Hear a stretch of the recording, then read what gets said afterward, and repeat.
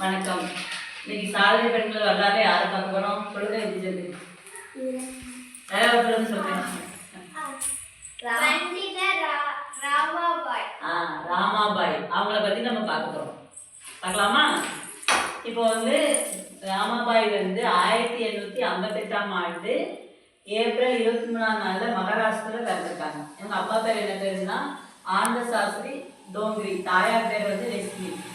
இப்போ இவங்க பிராமண குடும்பத்தை சேர்ந்தவங்க. பிராமணம்னா ரொம்ப வேதங்கள் மந்திரங்கள் சொல்லி இப்படி சமஸ்கிருத மொழியில் அர்ச்சனை பண்ணுறது இதெல்லாம் பண்ணுவாங்கல்ல. இவங்க கட்டுப்பாடாக இவங்க குடும்பம் வாழ்ந்துட்டு இருக்கும்போது இவங்க அம்மா இவங்க அப்பா பேச்சு அப்படியே கேட்டு அந்த முறையவே ஃபாலோ பண்ணியிருக்காங்க. ஃபாலோ பண்ணும்போது இவங்க இளமையிலே ரொம்ப கஷ்டம்தான் பட்டிருக்காங்க. கஷ்டப்படுறது இந்த கஷ்டத்துலேயும் இவங்க அப்பா என்ன பண்ணியிருக்காங்க, யாரு இவங்க அப்பா பேர் ஆனந்த சாஸ்திரி டோங்கிரி. அவங்க 8 மொழி கற்றுக் கொடுத்துருக்காரு பிள்ளைக்கு. ஒவ்வொருவரோட சாதனை பெண்களுக்கு வெற்றிக்கு பின்னாடி அவங்களோட அம்மா அப்பா மெயின் காரணமாக இருக்காங்க, அப்பா காரணமாக இருக்காங்க. 8 மொழிகளை சின்ன வயசுலேயே கற்றுக் கொடுத்தாலுமே சமஸ்கிருத மொழியும் கற்றுக் கொடுத்துருக்காங்க. அப்போ இவங்க சின்ன வயசுலேயே அந்த மொழியில் பேசுவாங்களாம். மேடையில் பேசுறது அந்த காலம் பெரிய விஷயம்தான். தைரியமாக பேசுவாங்களாம் மேடையில் மைக்கில் பேசுறது. இப்போ சமஸ்கிருதத்தில் நல்லா பேசுறதை பார்த்து இவங்களுக்கு சிறு வயதில் என்ன பட்டம் கிடைச்சிருக்குன்னா பண்டித பட்டம் கிடைச்சிருக்கு. 1927 முதல்ல வாங்கியிருக்காங்க. அது பெரிய சாதனை தானே. முதல்ல பண்டித பட்டம் இவங்களுக்கு கிடைச்சி இவங்க போயிட்டு இருக்கும்போது இவங்க குடும்பம் வறுமையிலே இருந்திருக்கு. இடம் விட்டு இடம் மாதிரியே போவாங்க.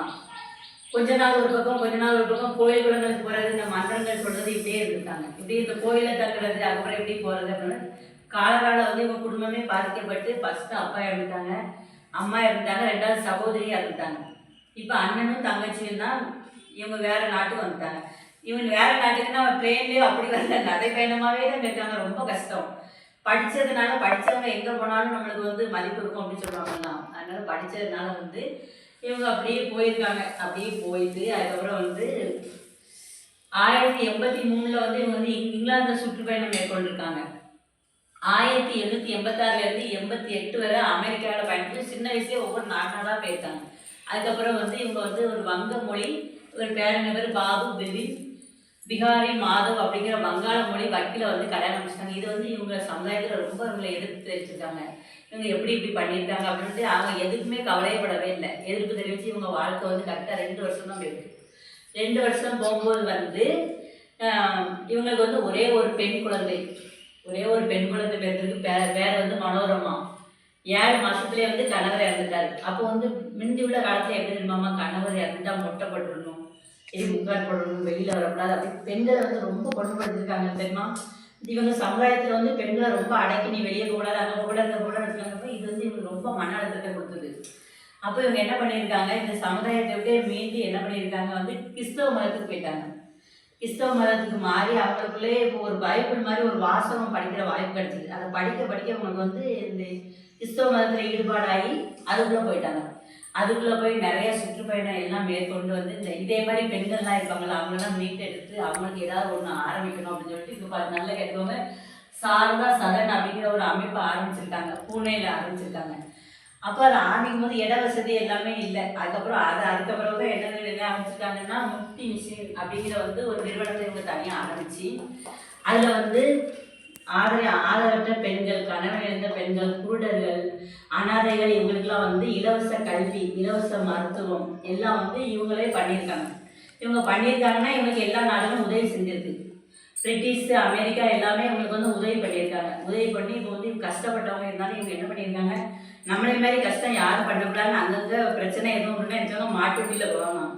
மாட்டு வண்டியிலேருந்து அரிசி காய்கறி எல்லாம் இப்படி வச்சுட்டு இப்படி மாட்டு வண்டி ஓட்டுவாங்க. ஓட்டிட்டு அந்த கஷ்டப்பட்ட இடங்களுக்கு அப்படியே கொண்டு போய் கொடுக்குறது, வைக்கிறது, அப்படியே பண்ணிகிட்டே இருந்திருக்காங்க. அப்போ ஒரு பெண்ணாகவே இருந்துட்டு தன்னோட கஷ்டம் யாரும் படக்கூடாது, தன்னோட கல்வி அறிவால் இவங்க நல்லா முன்னேறி ஒரு நிறுவனத்தை ஆரம்பிச்சிருக்காங்க.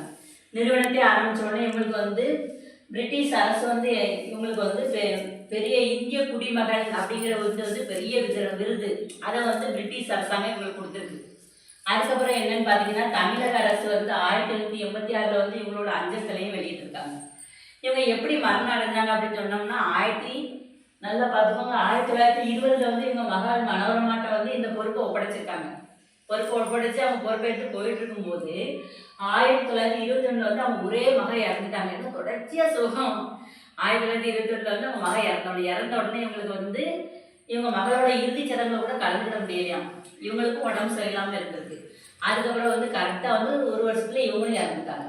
அப்போ நம்ம ஒரு பெண்ணா பிறந்து நிறைய சோதனையை சந்திச்சு இன்னுமே இவங்களுக்கு வந்து இவங்க பேரில் உள்ள இது நடந்துட்டு தான் இருக்கு. இவங்க பேரில் என்ன மிஷின் சொன்னோம்னா முக்தி மிஷின் அப்படிங்கிறத வந்து இவங்க நிறைவாக இன்னும் நடத்திக்கிட்டே தான் வராங்க. அப்போ நம்மளும் எவ்வளோ பெரிய கஷ்டம் வந்தாலும் மனதளவில் விட்டுறக்கூடாது. இவங்களுக்கு இன்னொரு பிரச்சனை என்னன்னா, இவங்க டாக்டர் படிச்சிருக்காங்கம்மா. டாக்டர் படிக்க வந்து இந்த கிறிஸ்தவ மதத்துக்காரர் பூரா உதவி பண்ணியிருக்காங்க. பண்ணும்போது இவங்களுக்கு வந்து காது கேட்குற திறன் கம்மியாயிடுச்சு. காது கேட்குற திறன் கம்மியானோடனே அப்படியே மனசு தரக்கூடிய பாதியிலே படிப்பு நின்றுட்டு.